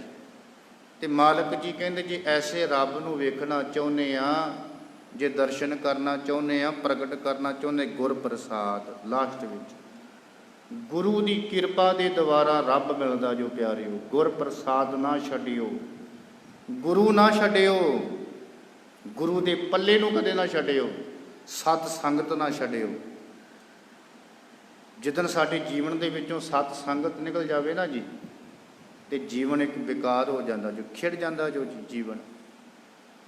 ਜੇ ਅਸੀਂ ਸਤ ਸੰਗਤ ਨਾਲ ਜੁੜਾਂਗੇ, ਗੁਰੂ ਕੀ ਬਾਣੀ ਨਾਲ ਜੁੜਾਂਗੇ, ਗੁਰੂ ਦੇ ਪੱਲੇ ਨਾਲ ਜੁੜੇ ਰਵਾਂਗੇ, ਗੁਰ ਪ੍ਰਸਾਦ ਨਾਲ ਜੁੜੇ ਰਵਾਂਗੇ ਨਾ ਜੀ, ਸਾਨੂੰ ਸਾਡੇ ਜੀਵਨ ਦਾ ਪਤਾ ਲੱਗਦਾ ਰਹੇਗਾ ਜੀ। ਸਾਨੂੰ ਰੱਬ ਜੀ ਦੇ ਬਾਰੇ ਸੋਝੀ ਆਏਗੀ, ਸਮਝ ਆਏਗੀ। ਅਸੀਂ ਉਹਦੇ ਸਰੂਪ ਨੂੰ ਵੇਖ ਸਕਦੇ ਜੀ, ਜਿਹੜਾ ਸਰੂਪ ਗੁਰੂ ਨਾਨਕ ਨੇ ਮੂਲ ਮੰਤਰ ਦੇ ਵਿੱਚ ਤਿਆਰ ਕੀਤਾ ਹੈ ਜੀ, ਬਣਾ ਦਿੱਤਾ ਜੀ, ਸਾਨੂੰ ਦੱਸ ਦਿੱਤਾ ਜੀ ਕਿ ਰੱਬ ਇਹੋ ਜਾਏ ਗੁਰੂ ਕਿਆ ਸਿੱਖਾ, ਭੜਕੀ ਨਾ ਜੀ। ਤੇ ਜੇ ਇਸ ਰੱਬ ਨੂੰ ਵੇਖਣਾ, ਪ੍ਰਗਟ ਕਰਨਾ ਚਾਹੁੰਦਾ ਤੇ ਫਿਰ ਗੁਰੂ ਦੀ ਕਿਰਪਾ ਦੇ ਦੁਆਰਾ ਹੋਣਾ ਹੈ ਜੀ। ਆ ਮੂਲ ਮੰਤਰ ਦੇ ਆਪਾਂ ਅੱਜ ਅਰਥ ਕੀਤੇ ਨੇ। ਕੱਲ ਨੂੰ ਜਪ ਬਾਣੀ, ਜਿਹਨੂੰ ਆਪਾਂ ਜੀ ਲਾ ਕੇ ਜਪਜੀ ਸਾਹਿਬ ਆਖਦੇ ਹਾਂ ਜੀ, ਕੱਲ ਨੂੰ ਜਪ ਬਾਣੀ ਦੇ ਅਰਥ ਜਿਹੜੇ ਨੇ ਉਹ ਆਪਾਂ ਆਰੰਭ ਕਰਾਂਗੇ ਜੀ। ਇਹ ਮੰਗਲਾ ਚਰਨ ਜੋ ਉਸਤਤ ਵਿੱਚ ਸਤਿਗੁਰੂ ਜੀ ਨੇ ਉਚਾਰਨ ਕੀਤਾ ਹੈ। ਤੁਸੀਂ ਜਦੋਂ ਗੁਰੂ ਗ੍ਰੰਥ ਸਾਹਿਬ ਦੀ ਬਾਣੀ ਪੜ੍ਹੋਗੇ ਨਾ ਜੀ, ਗੁਰੂ ਗ੍ਰੰਥ ਸਾਹਿਬ ਦੇ ਵਿੱਚ 31 ਰਾਗ ਨੇ ਜਾਂ ਫਿਰ ਹੋਰ ਛੋਟੀਆਂ ਬਾਣੀਆਂ ਹੈ। ਮਹਾਰਾਜ ਜੀ ਨੇ ਮੂਲ ਮੰਤਰ ਉਚਾਰਨ ਕੀਤਾ ਹੈ 33 ਵਾਰ। ਸੰਪੂਰਨ ਮੂਲ ਮੰਤਰ ਗੁਰੂ ਗ੍ਰੰਥ ਸਾਹਿਬ ਵਿੱਚ ਆਉਂਦਾ ਹੈ। ਇੱਕ ਸ਼ੌਟ ਜਾਂ ਮਹਾਰਾਜ ਜੀ ਨੇ ਮੂਲ ਮੰਤਰ ਲਿਆ ਹੈ, ਇੱਕ ਓੰਕਾਰ ਸਤਿਨਾਮ ਕਰਤਾ ਪੁਰਖ ਗੁਰ ਪ੍ਰਸਾਦ। ਇਹ 9 ਵਾਰ ਵਿਦਵਾਨਾਂ ਦੇ ਖੋਜ ਦੇ ਮੁਤਾਬਕ 9 ਵਾਰ ਗੁਰੂ ਗ੍ਰੰਥ ਸਾਹਿਬ ਵਿੱਚ ਆਉਂਦਾ ਹੈ। ਇੱਕ ਸ਼ਬਦ ਆਉਂਦਾ, ਇੱਕ ਓੰਕਾਰ ਸਤਿ ਗੁਰ ਪ੍ਰਸਾਦ। ਬੜੀ ਵਾਰੀ ਆਪਾਂ ਪੜ੍ਹਦੇ ਹਾਂ ਜੀ, ਇੱਕ ਓੰਕਾਰ ਸਤਿਨਾਮ ਗੁਰ ਪ੍ਰਸਾਦ, ਬੜੀ ਵਾਰੀ ਆਪਾਂ ਪੜ੍ਹਦੇ ਹਾਂ। ਹੁਣ ਇਹ ਜਿਹੜਾ ਆਉਂਦਾ 556 ਵਾਰ ਆਉਂਦਾ ਹੈ ਜੀ ਮੂਲ ਮੰਤਰ। ਹੁਣ ਮੂਲ ਮੰਤਰ ਉਚਾਰਨ ਕਰਨ ਦਾ ਪੱਖ ਹੈ ਰੱਬ ਦੀ ਸਿਫਤ ਸਲਾਹ ਕਰਨੀ, ਰੱਬ ਦਾ ਸ਼ੁਕਰਾਨਾ ਕਰਨਾ, ਉਹਦੀ ਸਿਫਤ ਸਲਾਹ ਕਰਨੀ ਜੀ। ਗੁਰੂ ਨਾਨਕ ਪਾਤਸ਼ਾਹ ਜੀ ਜਪ ਬਾਣੀ ਤੋਂ ਪਹਿਲਾਂ, ਹਾਲਾਂਕਿ ਜਪ ਦੇ ਨਾਲ ਮੂਲ ਮੰਤਰ ਦਾ ਸੰਬੰਧ ਨਹੀਂ ਜੋ, ਜਪ ਬਾਣੀ ਵੱਖਰੀ ਹੈ ਤੇ ਮੂਲ ਮੰਤਰ ਵੱਖਰਾ ਹੈ ਜੀ। ਸਿਫਤ ਸਲਾਹ ਕਰਨ ਦੇ ਤੌਰ 'ਤੇ ਮਹਾਰਾਜ ਜੀ ਨੇ ਮੂਲ ਮੰਤਰ ਸਾਨੂੰ ਦਿੱਤਾ ਹੈ, ਮੰਗਲਾ ਚਰਨ ਜਿਹਨੂੰ ਕਹਿ ਲਈਏ। ਹੁਣ ਕੱਲ੍ਹ ਨੂੰ ਆਪਾਂ ਜਪ ਬਾਣੀ ਦੇ ਅਰਥ ਜਿਹੜੇ ਨੇ ਉਹ ਆਰੰਭ ਕਰਾਂਗੇ ਜੀ। ਕੱਲ੍ਹ ਦੇ ਦੀਵਾਨਾਂ ਵਿੱਚ ਹਾਜ਼ਰੀਆਂ ਭਰਾਂਗੇ। ਸੰਗਤਾਂ ਦਾ ਕੋਟ ਕੁਟਾਨ ਧੰਨਵਾਦ।